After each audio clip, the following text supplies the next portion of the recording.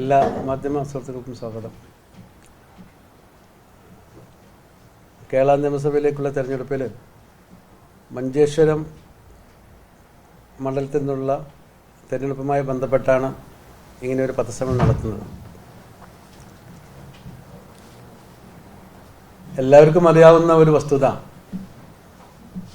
ഇന്ത്യയിൽ ഫാസിസ്റ്റ് ഭീഷണി പൊതുസമൂഹത്തിന് മുമ്പിൽ ഏറ്റവും ആദ്യമായി കൃത്യമായി അവതരിപ്പിച്ചും അതിൻ്റെ ഭീഷണിയെക്കുറിച്ചും അതിൻ്റെ പ്രത്യാഘാതങ്ങളെക്കുറിച്ചും പൊതുസമൂഹത്തെ ബോധ്യപ്പെടുത്തിയതും SDPI ആണ്. 2009 പാർട്ടി രൂപീകരിച്ചപ്പോൾ അത് ഉയർത്തിയ മുദ്രാവാക്യം ഭയത്തിൽ നിന്ന് മോചനം, വിശപ്പിൽ നിന്ന് മോചനം എന്നാണ്. അന്ന് 16 വർഷം മുമ്പ് ഈ മുദ്രാവാക്യം ഉയർത്തിയപ്പോൾ എന്തിനാണ് ഭയത്തിൽ നിന്ന് മോചനം എന്ന് പലരും ചോദിച്ചിരുന്നു. ഇന്നത് യാഥാർത്ഥ്യമാണ്. വസ്ത്രം ധരിക്കുന്നതിൽ, ഭക്ഷണം കഴിക്കുന്നതിൽ തുടങ്ങി പ്രാർത്ഥനകളിൽ ഒക്കെ നമുക്കറിയാം വെറുപ്പിൻ്റെ രാഷ്ട്രീയമുണ്ട്, അതിൽ ആൾക്കൂട്ടക്കൊലകളുണ്ട്, പരസ്പര വിദ്വേഷമുണ്ട്, എല്ലാം നടക്കുന്ന ഒരു കാലഘട്ടമാണ്. ഒരു ഭയത്തിൽ നിന്നുള്ള മോചനം എന്ന മുദ്രാവാക്യം ഉയർത്തി ഈ ഫാസിസത്തെക്കുറിച്ച് കൃത്യമായി പരിചയപ്പെടുത്തിയ ഒരു പാർട്ടി നിലക്ക് ഫാസിസത്തോട് സന്ധിയില്ലാത്ത പോരാട്ടം നടത്തുന്ന ഒരു പാർട്ടിയാണ് SDPI. മഞ്ചേശ്വരം മണ്ഡലത്തിൽ പാർട്ടി കഴിഞ്ഞ കാലങ്ങളിൽ, കഴിഞ്ഞ 3 തിരഞ്ഞെടുപ്പുകളിലും SDPI ഈ മണ്ഡലത്തിൻ്റെ വോട്ടിംഗ് പാറ്റേൺ പരിശോധിച്ച് BJP വിജയിക്കാതിരിക്കാനുള്ള നിലപാടെടുത്ത് പ്രവർത്തിച്ച് BJPയെ പരാജയപ്പെടുത്തിയതാണ്. അത് ഏതെങ്കിലും മുന്നണി സ്ഥാനാർത്ഥികളുള്ള വിധേയത്വമോ അവരോടുള്ള പ്രത്യേകമായ മമതയൊന്നും ആയിരുന്നില്ല. BJP കേരള നിയമസഭയിൽ അക്കോട് തുടങ്ങാതിരിക്കാനുള്ള അവരുടെ പ്രാതിനിധ്യം, ഒരു വെറുപ്പിൻ്റെ രാഷ്ട്രീയം കേരള നിയമസഭയിലേക്ക് എത്തരുത് എന്നതായിരുന്നു പാർട്ടിയുടെ സ്റ്റാൻഡ്. ഈ പ്രാവശ്യത്തെ പാർട്ടിയുടെ തെരഞ്ഞെടുപ്പ് പോളിസി, പാർട്ടി മുമ്പേ എടുത്ത ഒരു നിലപാടാണ് പോസിറ്റീവ് പൊളിറ്റിക്സ്. പോസിറ്റീവ് പൊളിറ്റിക്സ് എന്ന് പറഞ്ഞാൽ ഏതെങ്കിലും ഒരു പാർട്ടിയെ പരാജയപ്പെടുത്താൻ മറ്റൊരു പാർട്ടിക്ക് പിന്തുണ കൊടുക്കുന്ന രീതി, അത് നെഗറ്റീവ് പൊളിറ്റിക്സാണ്. നമ്മൾ പോസിറ്റീവ് പൊളിറ്റിക്സ് എന്ന് പറയുന്നത് ഞങ്ങൾക്ക് ജയിക്കാൻ ആവശ്യമായ പ്രതലം ഒരുക്കുന്ന, ശക്തിപ്പെടുത്താനുള്ള ഒരു പോസിറ്റീവായിട്ട് തിരഞ്ഞെടുപ്പിനെ കാണുന്ന രീതിയാണ് പോസിറ്റീവ് പൊളിറ്റിക്സ് എന്ന് പറയുന്നത്. അതിൻ്റെ ആ നിലപാട് ഇവിടെ അവതരിപ്പിച്ചതാണ് SDPI തിരഞ്ഞെടുപ്പിൽ. അതുകൊണ്ടാണ് ഇവിടെ ആര് ജയിക്കും ആര് പരാജയപ്പെടും എന്നത് നോക്കി ഇവിടെ സ്ഥാനാർത്ഥിയെ നിർത്തിയതല്ല, മറിച്ച് പോസിറ്റീവായിട്ട് ഞങ്ങൾ ഈ മണ്ഡലത്തിൽ വലിയ രീതിയിലുള്ള പിന്തുണയുള്ള പാർട്ടി ഘടനാ സംവിധാനമുള്ള ഒരു മണ്ഡലത്തിൽ ഞങ്ങൾ മത്സരിച്ച് ഇവിടെ കളമൊരുക്കി ഇവിടെ ജയിച്ചു വരാനുള്ള, ഈ തെരഞ്ഞെടുപ്പിലല്ലെങ്കിലും ഭാവി തെരഞ്ഞെടുപ്പിൽ മത്സരിച്ച് ജയിച്ചു വരാനുള്ള അവസരമുണ്ടാക്കാനാണ് മഞ്ചേശ്വരം മണ്ഡലത്തിൽ നോമിനേഷൻ കൊടുത്തത്. ഇത് ഞങ്ങൾ കേരളത്തിൽ അല്ല മറ്റു സംസ്ഥാനം പരീക്ഷിച്ചതാണ്. മംഗലാപുരത്ത് അങ്ങനെ പരീക്ഷിച്ചിരുന്നു, പലയിടങ്ങളും ഞങ്ങൾ പരീക്ഷിച്ചിട്ടുണ്ട്, വിജയിച്ചതാണ്. ആദ്യമൊക്കെ ഇതുപോലെ എതിർപ്പുണ്ടായിരുന്നു. പക്ഷെ പിന്നീട് ഞങ്ങൾ മത്സരിച്ചപ്പോൾ BJP പ്രമുഖ എതിർകക്ഷിയായി വന്നു. അവരെ പരാജയപ്പെടുത്തി ഞങ്ങൾ തദ്ദേശ സ്ഥാപനങ്ങളിലേക്ക് തിരഞ്ഞെടുക്കപ്പെട്ടിട്ടുണ്ട്. നിയമസഭയിലൊക്കെ ഞങ്ങൾ 2ാം സ്ഥാനത്തേക്ക് എത്തി. അങ്ങനെ ഒരു ഞങ്ങളുടെ പാർട്ടിയുടെ ഒരു വളർച്ച സാധ്യമായി വരികയാണ്.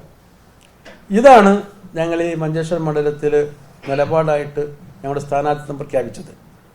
പക്ഷേ ഈ പ്രഖ്യാപിച്ചപ്പോൾ സ്വാഭാവികമായിട്ട് ഞങ്ങൾ മുമ്പെടുത്ത നിലപാടിൽ നിന്ന് വ്യത്യസ്തതയുണ്ട് എന്നുള്ളത് കൊണ്ട് പല സാമൂഹ്യ സംഘടനകളും രാഷ്ട്രീയ പാർട്ടി പ്രതിനിധികളും പല ആളുകളും ഞങ്ങളോട് ആവശ്യപ്പെട്ടു, ഇത് നിങ്ങൾ പിൻവലിക്കണം, ഇത് ഇവിടെ BJP ജയിച്ചു വരും എന്നുള്ളത്. ഇത് ഞങ്ങളെ അല്ലെങ്കിൽ പൊതുസമൂഹത്തെ ബോധ്യമാക്കുന്ന ചില കാര്യങ്ങളുണ്ട്. കേരളീയ സമൂഹത്തിൽ BJPക്ക് മഹത്വം നൽകി അല്ലെങ്കിൽ അത് ഗ്ലോറിഫൈ ചെയ്യാൻ ഇവിടെ പ്രവർത്തിച്ച സംഘടനകളാണ് ഇപ്പോൾ BJP പേടി പറയുന്നത്. ഇവിടുത്തെ ഒട്ടുമിക്ക രാഷ്ട്രീയ പാർട്ടികളും മുസ്ലിം സംഘടനകളും അവരുടെ പൊതുസമ്മേളനങ്ങളിലും അവരുടെ മറ്റു വേദികളിലും അവരുടെ പ്രോഗ്രാമുകളിലൊക്കെ BJP നേതാക്കളെ ക്ഷണിച്ചിരുത്തുകയും അവർക്ക് വലിയ പ്രാധാന്യം കൊടുത്ത് അവരെയൊക്കെ സമൂഹത്തിൽ ഗ്ലോറിഫൈ ചെയ്യാൻ ശ്രമിച്ച ആളുകളാണ് ഞങ്ങൾ ഇങ്ങനെ ഇവിടെ BJP ജയിക്കും എന്ന BJP പേടി പറയുന്നത്.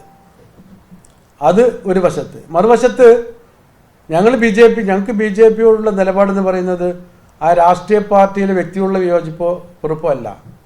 BJP മുന്നോട്ട് വെക്കുന്ന ഒരു വെറുപ്പിൻ്റെ രാഷ്ട്രീയമുണ്ട്. ആ രാഷ്ട്രീയം അപകടകരമാണ്. അത് പൊതുസമ്മതത്തിന് ഇപ്പോൾ ബോധ്യമായി വന്നതാണ്. എല്ലാവരും ആ രീതിയിൽ വന്നിട്ടുണ്ട്.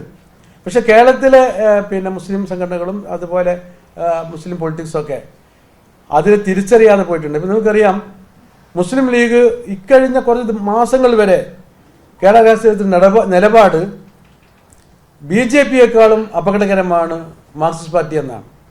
നിങ്ങൾ ആലോചിച്ച് നോക്കി എത്രത്തോളം പിന്നെ ബുദ്ധിശൂന്യമായ ഒരു നിലപാടാണത് എന്നുള്ളത്. കാരണം ഇന്ത്യ ഭരിക്കുന്നത്, ഇന്ത്യയിലെ ഏറ്റവും പ്രബലമായ സംസ്ഥാനങ്ങൾ, ഭൂരിപക്ഷ സംസ്ഥാനങ്ങൾ ഭരിക്കുന്നത്, രാജ്യത്തെ ആൾക്കൂട്ട കൊലകൾ നടത്തുന്നത്, രാജ്യത്തെ പിന്നെ പൗരന്മാരെ അല്ലാതാക്കാൻ ശ്രമിക്കുന്നത്, അതുപോലെ തന്നെ വിവിധങ്ങളായ പൗരസമൂഹത്തോട് വെല്ലുവിളിച്ചുകൊണ്ട് ജനാധിപത്യത്തെ തകർത്തുകൊണ്ട് ഈ രാജ്യത്ത് ഫാഷിസം മുറുക്കിപ്പിടിക്കാനുള്ള ശ്രമം നടത്തിക്കൊണ്ടിരിക്കുന്നത് BJP. ഒരു വശത്ത് BJPയുടെ ശത്രുക്കളല്ല, RSSന്റെ ശത്രുക്കൾ. RSSന്റെ ഐഡിയോളജിയാണ് BJPയുടെ ഐഡിയോളജി. ആ RSSന്റെ ഐഡിയോളജി എന്ന് പറയുന്നത് ഇവിടുത്തെ കമ്മ്യൂണിസ്റ്റുകളും മുസ്ലിങ്ങളും ഒക്കെ ക്രിസ്ത്യാനികളും RSS ശത്രുക്കളെ പ്രഖ്യാപിച്ചവരാണ്. അവർ രാജ്യത്തെ ഒഴിവാക്കണമെന്ന് പറഞ്ഞവരാണ്. അങ്ങനെ പറഞ്ഞാൽ ഈ രാജ്യത്തെ ഏറ്റവും വലിയ പിന്നെ കൊടിയ രാജ്യത്തിന്റെ ശത്രുക്കൾ ആരാന്ന് ചോദിച്ചാൽ BJPയാണ്. ആ BJPയേക്കാളും മോശമാണ് മാർക്സിസ്റ്റ് പാർട്ടി എന്ന് പറയുന്നത്. കേവല അധികാര രാഷ്ട്രീയത്തിന്റെ പിന്നെ ഒരു പൊളിറ്റിക്സ് പറയുന്ന മുസ്ലിം ലീഗാണ് ഇവിടെ പറയുന്നത് BJP ജയിക്കുമെന്ന്. അവർക്ക് BJP എന്താ കുഴപ്പമുള്ളത്? BJPയേക്കാൾ പിന്നെ കമ്മ്യൂണിസ്റ്റ് പാർട്ടികൾ നല്ലത് BJP എന്ന് ലീഗ് പറഞ്ഞതാണ്. എത്രയോ പ്രസ്താവനകൾക്ക് കേട്ടിട്ടുണ്ട്. അപ്പോൾ ആ പറയുന്നൊരു ആത്മാർത്ഥതയുമില്ല, ഒരാത്മാർത്ഥതയുമില്ലാത്ത പ്രസ്താവനകളാണ് ലീഗ് അടക്കമുള്ളവർ ചെയ്തുകൊണ്ടിരിക്കുന്നത്. അതുപോലെ തന്നെ RSSുമായി സംഭാഷണം നടത്തിയവർ ഇവിടെ ഇപ്പോൾ ഒരു ചാനലും അതിൻ്റെ വക്താക്കളും ഒരു മതസംഘടനയും ഒക്കെ ഇത് ഭയങ്കര സംഗതി അവതരിപ്പിക്കുന്നുണ്ട്.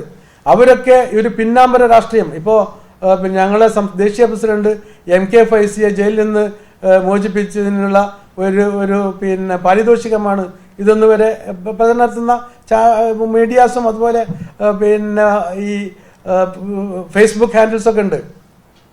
എന്താണ് ഈ ഇതുവരെ ഞങ്ങളുടെ എത്ര നേതാക്കന്മാർ ഇപ്പോഴും ജയിലിലുണ്ട്? അപ്പോൾ ഞങ്ങൾക്ക് ഞങ്ങളൊരു പ്രതിസന്ധിയായിട്ട്, ഞങ്ങളുടെ പ്രവർത്തനങ്ങൾക്കുള്ളൊരു ഒരു ഒരു ഒരു പ്രയാസമായിട്ട്, ഒബ്സ്റ്റക്കിൾസ് ആയിട്ട്, ബാരിക്കേഡ് ഞങ്ങൾ കണ്ടിട്ടില്ല.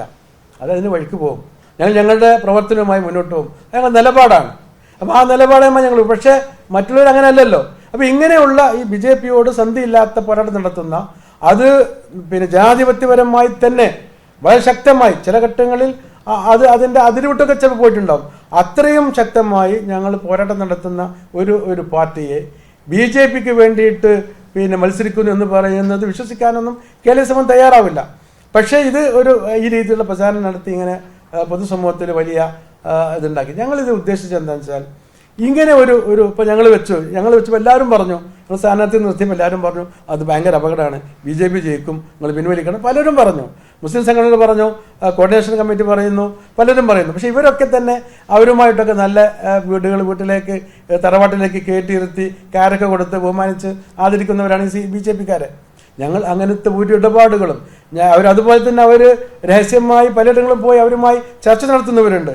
ഈ SDPയുടെ 17 വർഷത്തെ ചരിത്രത്തിൽ ഏതെങ്കിലും ഒരു BJP നേതൃത്വവുമായോ RS നേതൃത്വമായോ ഏതെങ്കിലും തരത്തിലുള്ള ഒരു സന്ധി സംഭാഷണം നടത്തിയതായി തെളിയിക്കാൻ ആർക്കും കഴിയില്ല. വെല്ലുവിളിക്കുകയാണ്.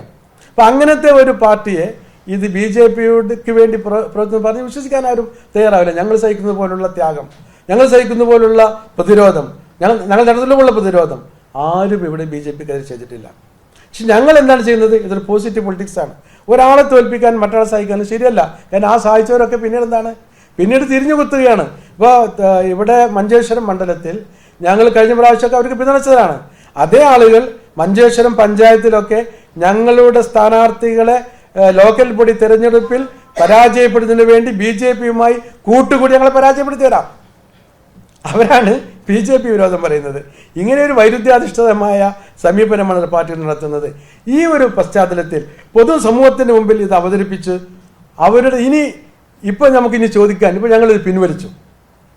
ഈ രാജ്യത്തെ വിവിധ സംഘടനകളും വിവിധ സംവിധാനങ്ങളും ഒക്കെ ഇതിനെ തെറ്റായി വിലയിരുത്തുന്ന ഒരു പശ്ചാത്തലം വന്നപ്പോൾ ആളുകൾ തെറ്റായി ഞങ്ങൾ പിൻവലിക്കാൻ തയ്യാറല്ല. പക്ഷേ ഞങ്ങൾ ഇത് പൊതുസമൂഹത്തിന് ബോധ്യപ്പെടുത്താനാണ്. എങ്ങനെ ബോധ്യപ്പെടുന്നത്? ഞങ്ങളിപ്പോൾ പിൻവലിച്ചു. ഇവരൊക്കെ പറഞ്ഞു ഇത് BJPക്ക് അനുകൂലമായി മാറും എന്ന് പറഞ്ഞു. ഓക്കെ, ഞങ്ങൾ പിൻവലിച്ചു. ഇനി BJPക്ക് അനുകൂലമാകുന്ന നിലപാട് ഈ പറഞ്ഞ രാഷ്ട്രീയ പാർട്ടികൾ എടുക്കുമോ ഇല്ലയോ, അത് ഈ കേരള സംസ്ഥാനത്തെ പൊതുസമൂഹം വിലയിരുത്തട്ടെ. ഇനി തെരഞ്ഞെടുപ്പ് മഞ്ചേശ്വരത്ത് മാത്രമല്ലല്ലോ, അവിടെ പിന്നെ നേമത്തുണ്ട്, പാലക്കാടുണ്ട്, തൃശ്ശൂരുണ്ട്, വർക്കലയുണ്ട്, കോവളത്തുണ്ട്, തൃപ്പൂണിത്തുറയുണ്ട്, എത്ര മണ്ഡലങ്ങളിൽ. കേരളത്തിലെ കഴിഞ്ഞ 2024 ലോക്സഭാ തിരഞ്ഞെടുപ്പിലെ വോട്ടിംഗ് പാറ്റേൺ എടുത്ത് പരിശോധിച്ചാൽ 20 ലോക്സഭാ മണ്ഡലങ്ങളിലെ 140 അസംബ്ലി മണ്ഡലങ്ങളിൽ 11 മണ്ഡലങ്ങളിൽ BJP 1-ാം സ്ഥാനത്താണ്. ഈ 9 മണ്ഡലങ്ങളിൽ BJP 2-ാം സ്ഥാനത്താണ്. 10 മണ്ഡലങ്ങളിൽ 2-ാം സ്ഥാനത്തോട് ചേർന്ന് നിൽക്കുന്ന 3-ാം സ്ഥാനത്താണ്. ഈ മണ്ഡലങ്ങളിലൊക്കെ മറ്റു രാഷ്ട്രീയ പാർട്ടികളും ഞങ്ങളോട് ഇവിടെ പിൻവലിക്കാൻ ആവശ്യപ്പെട്ട മതസംഘടനകളും ഞങ്ങളോട് പിൻവലിക്കണമെന്ന് ആവശ്യപ്പെടുന്ന പ്രമുഖ വ്യക്തിത്വങ്ങളും അതുപോലുള്ള കോർഡിനേഷൻ കമ്മിറ്റികളുമൊക്കെ എന്ത് നിലപാട് സ്വീകരിക്കുമെന്ന് കേരളീയ പൊതുസമൂഹത്തിന് വിലയിരുത്താനുള്ള അവസരമാക്കി ആണ് ഞങ്ങൾ ഇത് പിൻവലിച്ചത്. ഇനി പറയട്ടെ, എങ്ങനെയാണ് ഇവരൊക്കെ ആ മണ്ഡലങ്ങളിൽ തീരുമാനമെടുക്കുക? BJP പരാജയപ്പെടുത്താൻ അവരൊക്കെ നിലപാടെടുത്തുകൊണ്ട് ഇത് അവിടെയൊക്കെ തൊട്ടടുത്ത സ്ഥാനാർത്ഥിക്ക്, അതായത് BJPയുടെ തൊട്ടടുത്തുള്ള എതിർ മുന്നണി, അത് UDF ആണെങ്കിൽ UDF, LDF ആണെങ്കിൽ LDF, ആ സംവിധാനത്തിന് വോട്ട് ചെയ്യാൻ ഇവരൊക്കെ തയ്യാറാകുമോ എന്ന് ഇവിടുത്തെ മുഴുവൻ ആളുകളോടും ഞങ്ങൾ ചോദിക്കുകയാണ്. ഞങ്ങളോട് ഉപദേശിച്ചവർ, ഞങ്ങളുടെ അമ്മാവൻ ചവഞ്ഞവർ ഒക്കെ അവരോട് ചോദിക്കുകയാണ്, നിങ്ങൾ എന്ത് നിലപാടെടുക്കുമെന്ന്. ഇവിടെ ചിലരൊക്കെ ഞങ്ങൾ വിളിച്ചിട്ട് പറഞ്ഞു നിങ്ങൾ മഞ്ചേശ്വരത്ത് പിൻവലിക്കണമെന്ന്. UDF നേതാക്കന്മാർ വിളിച്ചു. ഞാൻ അവരോട് ചോദിച്ചു, നിങ്ങളുടെ പ്രശ്നം BJP ആണോ? BJP ജയിക്കുന്നതാണ് നിങ്ങളുടെ പ്രശ്നമെങ്കിൽ മഞ്ചേശ്വരം മാത്രമല്ലല്ലോ, വേറെ മണ്ഡലങ്ങളുണ്ടല്ലോ, അവിടെ നിങ്ങളുടെ നിലപാടെന്താണ്? അതെല്ലാം നിങ്ങൾ തോൽക്കുന്നതാണ് പ്രശ്നം, അത് വേറെ ചർച്ച ചെയ്യേണ്ടതാണ്. നിങ്ങളെ തോൽവിയിൽ നിന്നും വിജയത്തിലേക്ക് നയിക്കാൻ ഞങ്ങളുടെ പോളിസിയല്ല. നമ്മൾ മുമ്പെടുത്ത നിലപാട് BJP തോൽപ്പിക്കാനാണ്. അപ്പോൾ ഈ രീതിയിലുള്ള നിലപാട് സ്വീകരിക്കുന്ന ആളുകളുടെ മുമ്പിൽ ഞങ്ങൾ വളരെ കൃത്യമായി പറയുകയാണ്, കേരളീയ പൊതുസമൂഹം വിലയിരുത്തട്ടെ. ഈ നിയമസഭാ ഇലക്ഷൻ കഴിഞ്ഞിട്ടില്ലല്ലോ, 9-ാം തീയതി നടക്കുന്ന തെരഞ്ഞെടുപ്പിൽ അതിന് മുമ്പൊക്കെ ഇവർ നിലപാടുകൾ വ്യക്തമാക്കണമെന്ന് ഞങ്ങൾ ആവശ്യപ്പെടുകയാണ്.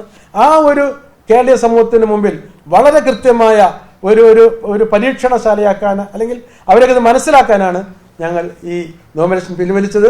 അതുകൊണ്ട് ഞങ്ങളുടെ സ്ഥാനാർത്ഥി അഷ്റഫ് KM എന്ന അഷ്റഫ് പടേജയെ പിൻവലിക്കാൻ ആവശ്യപ്പെട്ടു. അദ്ദേഹം പിൻവലിച്ചു.